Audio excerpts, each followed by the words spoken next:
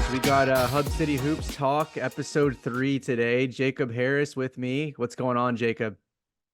Well, you say it's episode 3, which is ironic because it's the one thing that Tech could not do today was hit a three. They could not hit a three to save their life. I mean, 5 of 25. I mean, let me just really quick go through the breakdown of Texas Tech's guards and their 3-point shots. Pop Isaacs, 1 of 7. Joe Toussaint, 1 of 3. Kerwin Walton, 1 of 5. Chance McMillan, 1 of 7. So Texas Tech, their 3-point shooting was not good tonight. They shot at No. 20%, 5 of 25 as a team. And then on the other hand, you had a Kansas State team who usually shoots it at 30%. They were 43.5% tonight. They only made 2 threes in the second half though. Or wait, sorry. Yeah. They may have made 4 threes in the second half, actually, but still an oddly, uncharacteristically good shooting night for Kansas State. So I guess let me just hear your thoughts, kind of your initial overall thoughts. How did Texas Tech get the win? Um, what a great question you pose. Dude, grit, toughness, getting I don't know, finally getting a foul call on a foul that was a foul. Um, and also to slightly edit what you said, you were correct the first time they only hit 2 threes in the second half. That's insane Okay. as well. Playing really good defense down the stretch, getting stops when you absolutely had to have them, getting buckets when you absolutely had to have them. Kind of going back through, I listened to the game. My cable went out, and I'm so mad about it. It Just kind of thinking about it. You were down 9 with about 5 minutes left, and Darion Williams hits a huge three that cuts that to 6.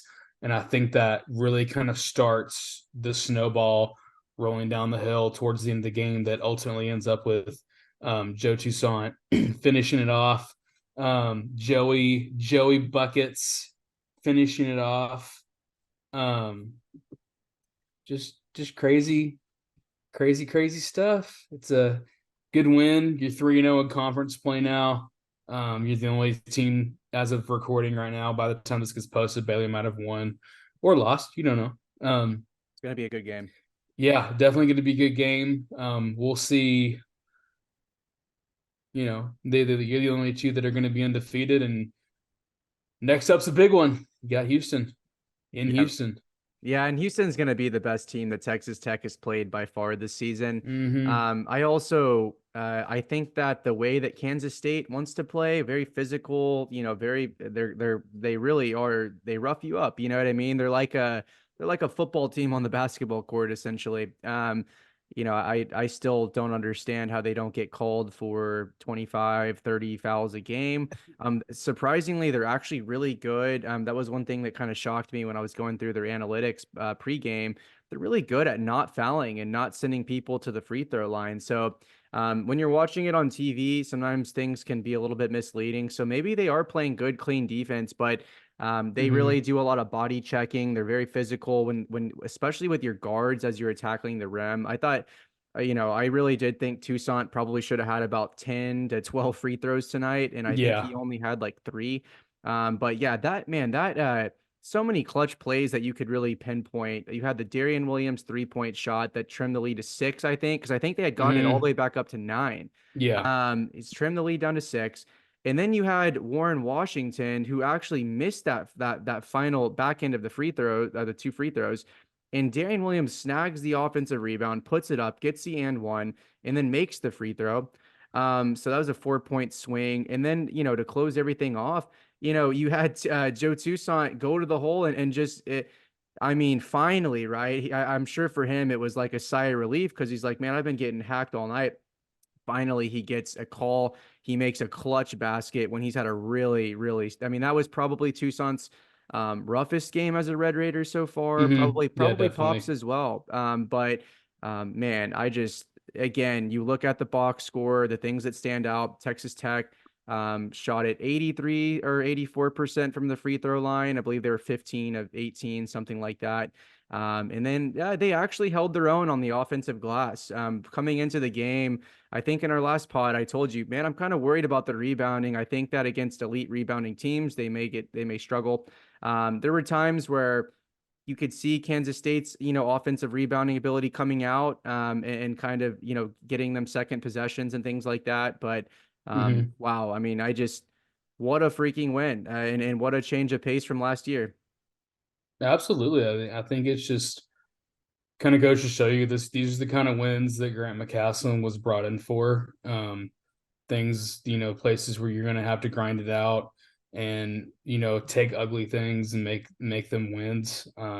Obviously, allowing a 20-0 run isn't ideal, and let's hope we never ever see that again ever.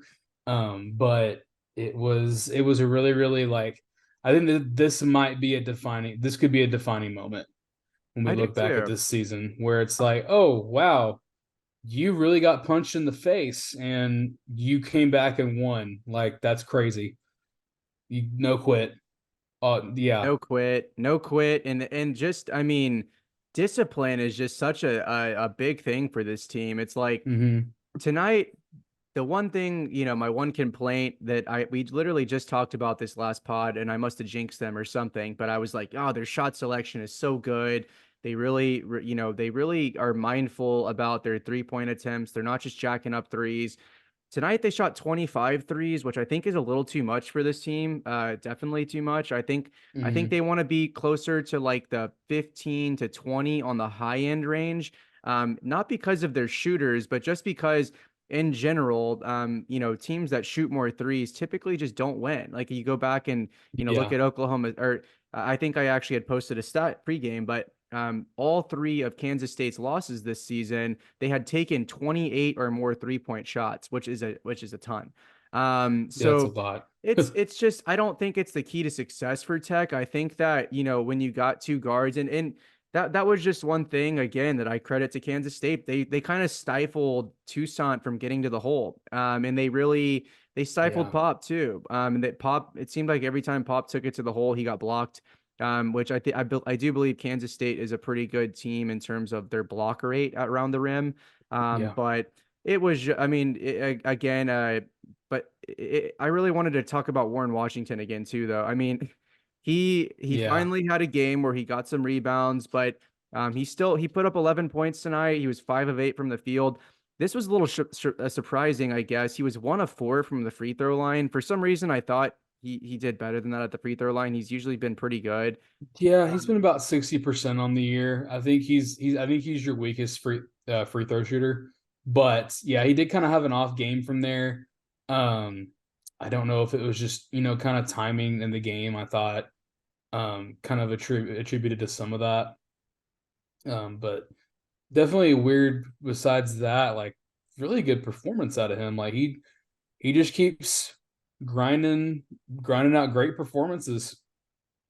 great performances, and I thought there were two, like, two things in the second half that really stood out to me.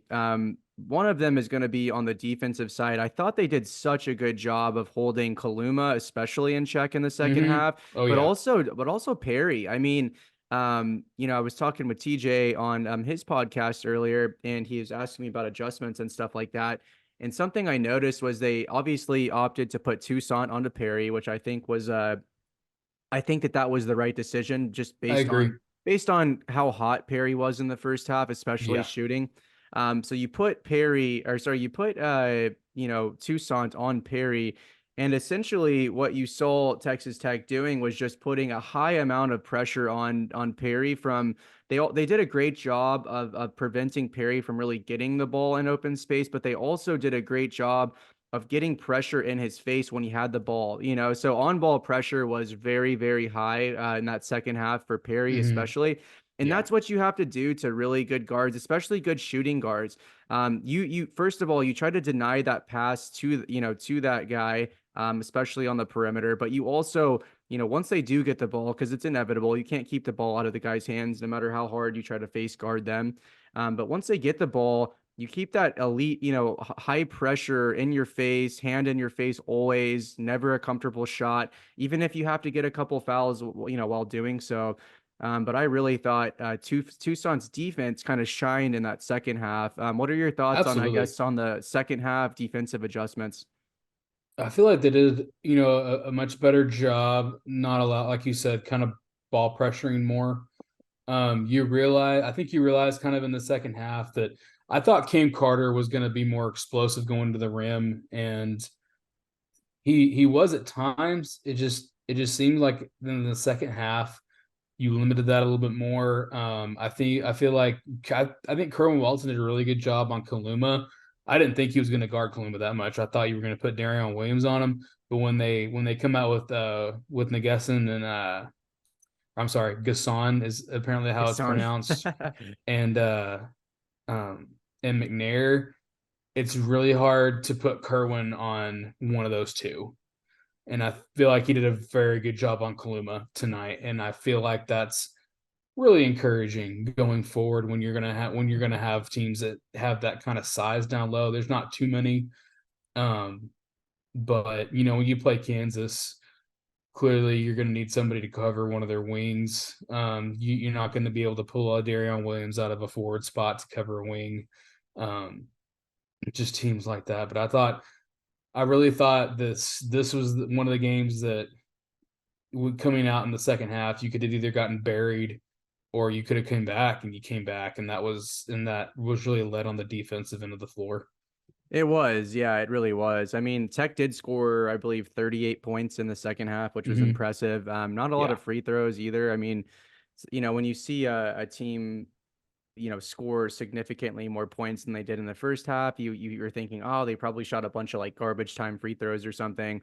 No, not really. They really just mm-mm. kind of they played hard, especially, I mean, they scored 11 points in the final 3 minutes of the game. I mean, that's so impressive. Yeah, But I mean, yeah, mm-hmm. I'll have to hit up the guys at ESPN. There's that I can't remember his name right now, but we follow each other on X, and I want to run this by him. When's the last time a Big 12 team has won after giving up a 20-0 run?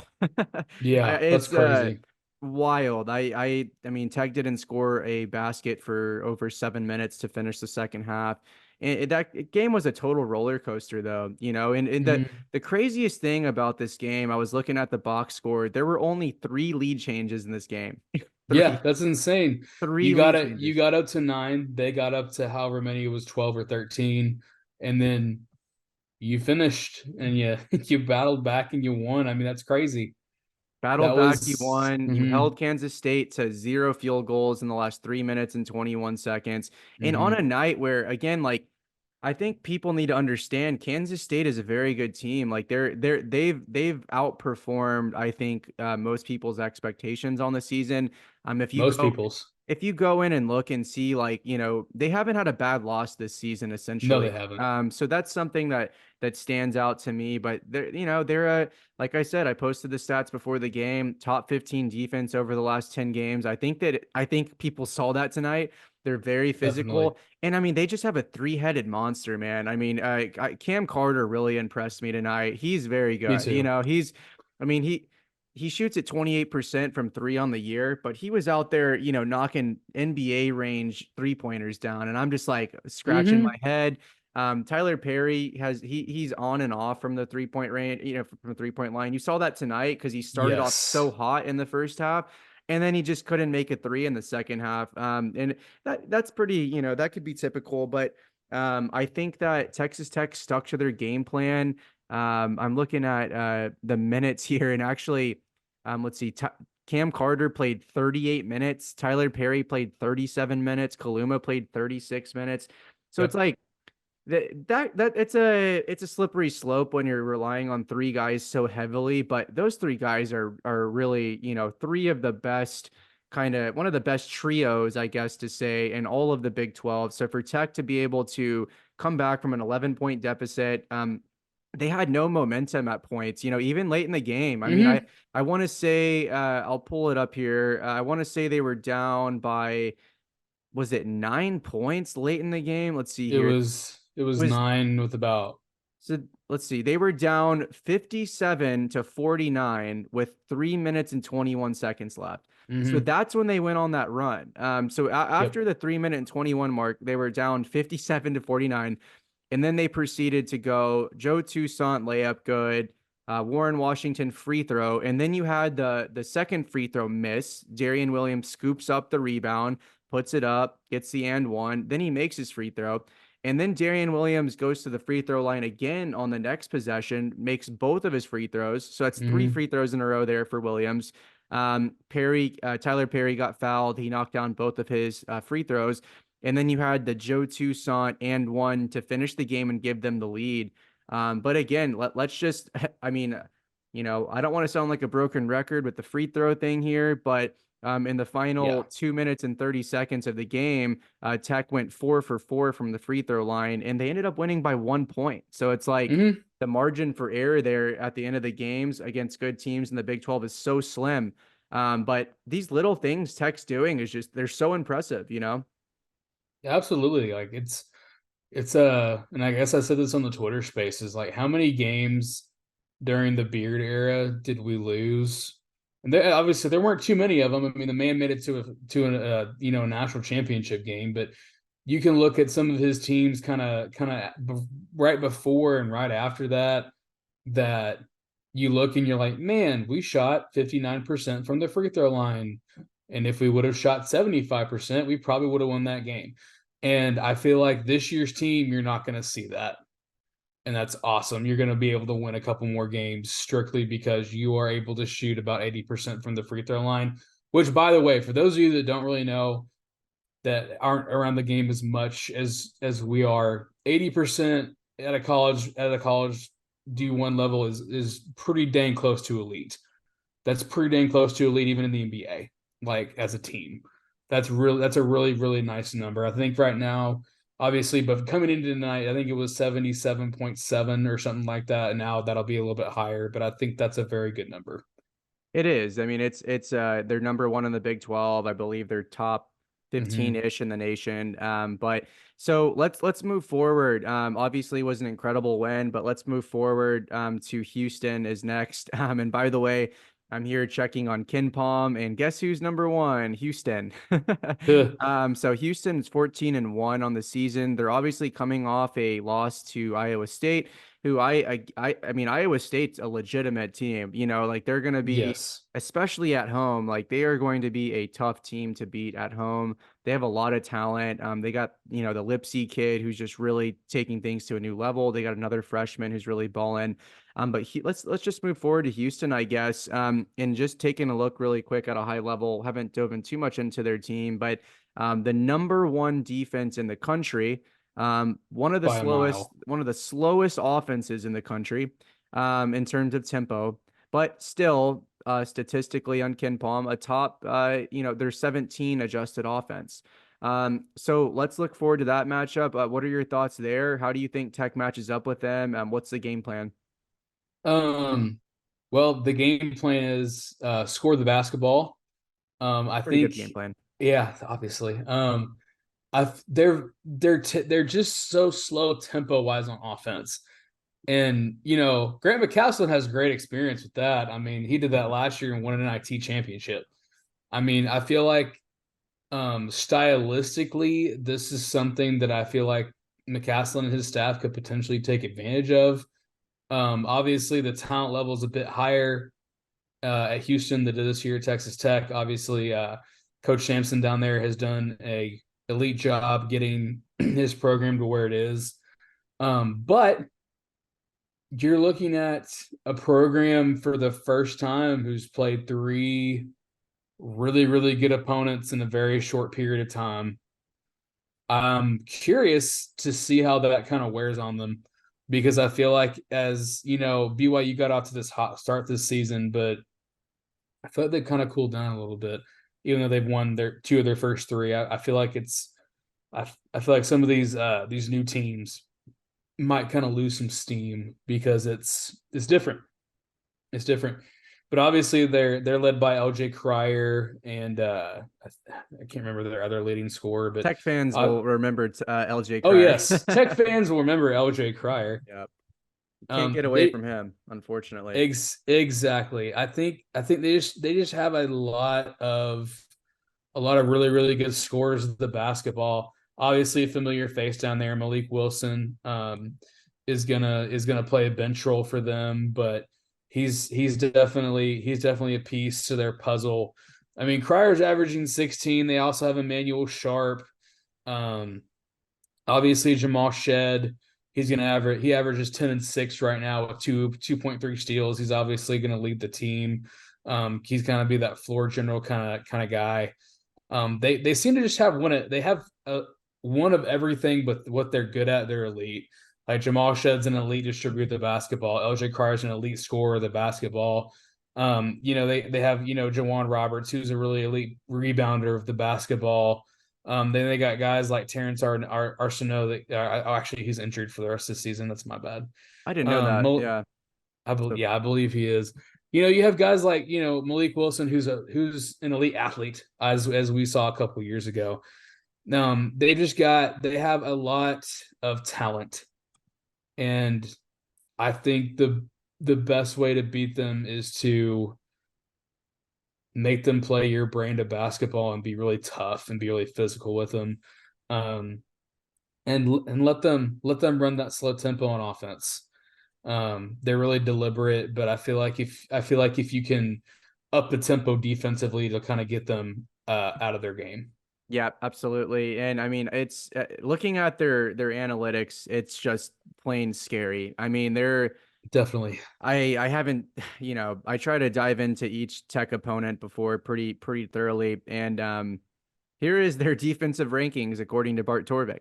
Number one, adjusted defensive efficiency. Number one, effective field goal percentage defensively. Number one, turnover percentage defensively. They're number three, 3-point percentage defensively. They're holding opponents to 26% from deep. They're number one in 2-point percentage defensively. They're number one in block percentage defensively. So, I mean, that Yeah. is almost unheard of. It really is. I don't think, Hmm. to your average viewer, here's what I'm looking at. Here's a potential, area where Tech can exploit Houston's aggressiveness. Is they are actually, according to Bart Torvik, they are one of the highest fouling teams in the country. On defensively, their free throw rate is 39.2 defensively, which ranks 305 nationally. And Tech is actually pretty good at getting to the free throw line. They Yes. only got 18 attempts tonight, but I mean, they really do a great job of getting to the free throw line. So Hmm. that's going to be something that I'm watching. Tech's guards are going to have to be ultra physical. Pop Isaacs and Toussaint have to get to the hole against Houston. You cannot settle for 3-point shots. That's just not going to work against them. But yeah, and actually, checking in on some Big 12 scores here. We're obviously recording this on Saturday night. It's about 6:50 Central Time. But TCU is actually up on Houston. They're playing at TCU tonight. They're up 53-48. Again, I'm a big fan of TCU. I think they're highly underrated. They've had some tough losses. I think that they should have beaten Kansas actually. They got kind of Yeah. called for a kind of a corny foul at the end there. But yeah, they are up in that one with 9 minutes to play. And West Virginia is actually up on Texas right now. They're playing in West Virginia, but they are up by 6 points right now with 3 minutes remaining in the game. So a couple notes around the Big 12. BYU also did beat UCF on the road today, Yes. 63-58. So we could, we'll see what happens with Baylor. I would expect them to beat Cincinnati, but Hmm. Cincinnati is no joke. So No. there is a chance that by the end of today, Tech could be the only remaining undefeated team in the Big 12, which is actually kind of hard to fathom. But brace yourself because you go straight to Houston on Wednesday and you play the best defensive team in the country by a landslide. So that's going to be a battle. Definitely. And if you win Wednesday in Houston, just be forewarned. Those of you that are not Texas Tech fans, the hype train will be off the rails. It's gonna be bad. Like it's gonna be Yeah. it'll be bad for me too. It's not gonna be Hmm. healthy. It'll Nope. it'll what'll remind me of is do you remember Mark Adams' first year when Texas Tech went on the road and beat Baylor? I believe Yes, Baylor was number one in the country at the they time. were. And I mean, you had the Adonis arm, dunk at the end with the spin move and Hmm. I mean, I actually was out at a bar with my wife for that game, and yeah, I had a few drinks that night, had a good night. Hmm. So, but it's going to be an interesting matchup. I would, if I'm Grant McCaslin, I would look at that their one weakness on defense, which is they foul a lot. So, teacher get Tucson going to the basket again. I don't think he's going to have a night again like that. I mean, dude, he got whacked tonight. I mean, He did. He he got beat was up. he was getting body checked, and I'm sure that was Kansas State's game plan. Hey, Jerome Tang sees these two really good high level elite guards in the Big 12, and he goes, "We're gonna rough them up tonight." It worked. It really did work. They forced them to the outside, but Hmm. ultimately, I think Tech's composure and the small things won them the game.